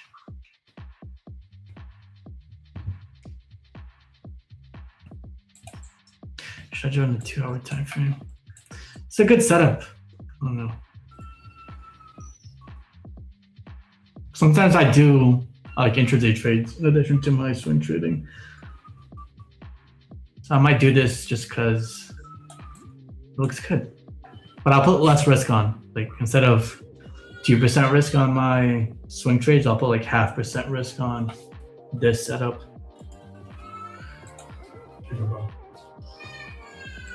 And then I'll be looking at a stop loss of, let's see. Yeah, stop loss below this wick. I like this setup, 62,375, and take profits at 64,580, 64,570. Wait, no, 65,470 or something, and then 66.5.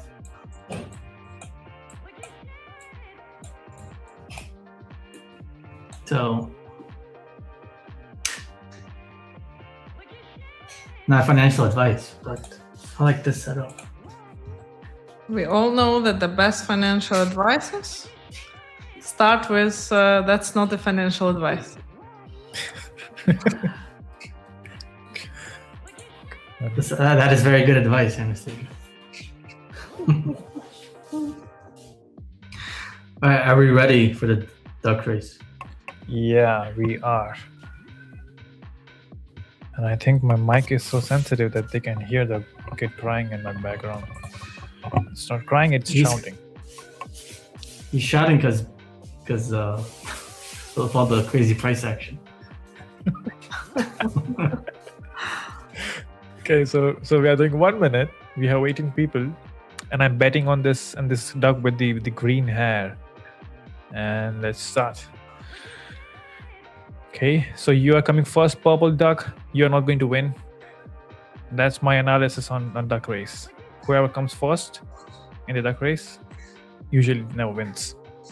So you can go. Come tomorrow. Yeah, that's usually what happens. The first person in the lead is never in the lead at the end. And okay, we have the Dread Bhaskar. I think Bhaskar, you already won an account. Why you want to win again? Go back. We have Aluna. Jisoo pays, I think, the green duck, which is something we want. Glenn is accelerating, and maybe it is Glenn or maybe someone. Oh well, I think it's gonna be someone else. It's always someone else at the end. Yeah, some random. It's the guy with the glass. Where's the Trump duck? More last with the guy. Cool duck. Cool duck. Yeah. Make sure to write hi or something in the chat to claim the account. If you're not here, maybe we might take it for ourselves. We'll keep it. I think he's not here. Let's wait for 1 minute.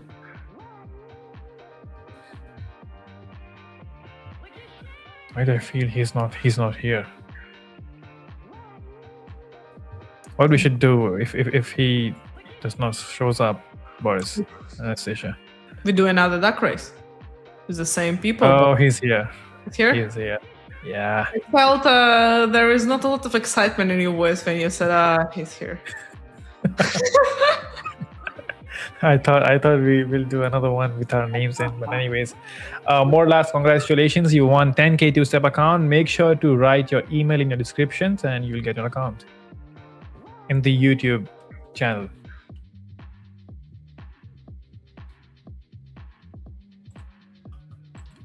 Okay, control.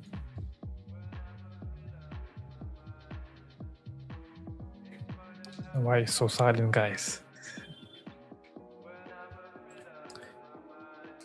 I am watching Bitcoin, gold, and Ethereum, and it's like, yeah, it's kind of doing locally what I was expecting.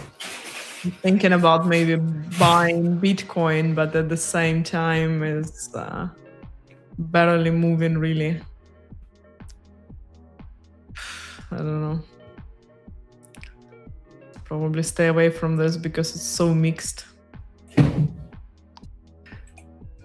I would advise people to buy. I mean, not advise. Sorry.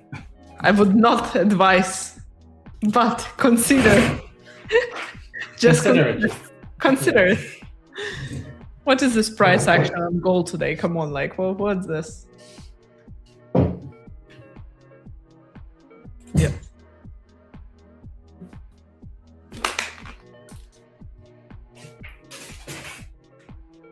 How's the Nasdaq doing? How are the futures? Well, actually, no, the market's open. I forgot. It's, I didn't look at it today. It's almost 10 a.m. in New York. Yeah. Ayush, did you have a look at them? Let me take a look. Nas is up 1.9%, but I mean we had a 4%, so 5% movement down on Friday after the NFB.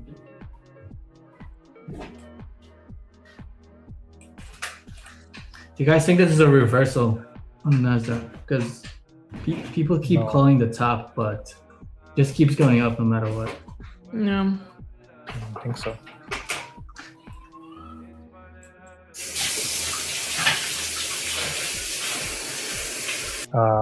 What is this? Yeah. Okay. Yeah. All good.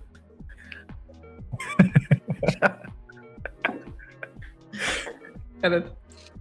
I don't think it's a full reversal yet, but we are definitely in a very dangerous zone. In general, I actually do not have this opened. I do. Anyway, Look at the happiness. we had a huge. Well, I had it on the other platform, but I thought I actually don't have it on this one. We have a lot of volume here, so I don't think it's yet a full reversal because we were able to recover all of this and cover all this downwards movement and volume that was coming in the end of the movement, both for ES and Q. But we're in a very dangerous zone because if we look at the longer perspective, which it didn't load, we actually, this low here renewed the previous low. So we had a lower low than the previous one. And we are it looks like it's gonna struggle to break the all-time highs. I do think that we might just consolidate here for a little bit until something clarifies with the interest rate from the Fed side. So I think we are in a very dangerous zone. And if I'm not mistaken, the last time we've been here, I'm just gonna look at their other platform to just make sure that the last time we've been in such position is somewhere like November 2025. Let me reshare the platform and show what I'm talking about because this is gonna take some time to load. So 1 second, here we go. Works, yes. So this is the same exact behavior. Look, we on NQ we didn't, but on ES we did the lower low. It's the same exact behavior as here. So it's probably gonna be, I would say this probably gonna be this, not just a drop, because the last time we had this drop was here, but we still before the drop consolidated. So chances are that we're just gonna consolidate in between 28.8 and 29.8 and then 30.5. So the wide range or the shorter range, but I would say this is approximately what I would expect from Nasdaq in the near future, because I don't expect neither, like it looks very unlikely that from here we're gonna go higher immediately, and it doesn't really look likely that from here we're just gonna drop towards, the next key levels, which are 27K, for example. So I'd say we are up for the long-term, very wide range. Well, long-term, mid-term, right? Because it's not really long-term, but for the next weeks, for sure. Yeah, it's a wide range. What scares me if the Nasdaq decides to dump, what's going to happen to Bitcoin and Ethereum. So we need the Nasdaq to keep the uptrend. Otherwise, I don't know. I'm really concerned about Bitcoin. Well, it's not really that Nasdaq decides to drop or something. It should be the reason, right? So if the reason is there that it's going to drop, it's most likely going to pull Bitcoin and the rest of the main cryptos with it. Yeah, exactly. Yeah. So unless it's purely AI, like the rebalancing after the AI drive, and then it's going to slightly go down and range, but nothing too much. Or something is actually going to happen with the interest rate and Fed and Iran situation, then we're going to have a drop, and then most likely it's going to affect also the high-risk assets like cryptos. Yeah, so we have the Iran situation, we have US CPI, we have PPI, we have European Central Bank. So a lot of variables, a lot of moving parts this week. And I think that's a good way to end this Macro Monday session. Yeah. So we'll see you guys tomorrow, and Ayush is going to do his technical Tuesday analysis, which I'm looking forward to. Yeah, guys, thank you so much. We'll be back tomorrow, and hopefully the market is going to be a little bit better. All right, see you tomorrow. Yeah, hopefully Bitcoin keeps above the 62K level. Yeah. That's going to be very critical, so watch out for that. Cheers. See you guys. All right, see you guys.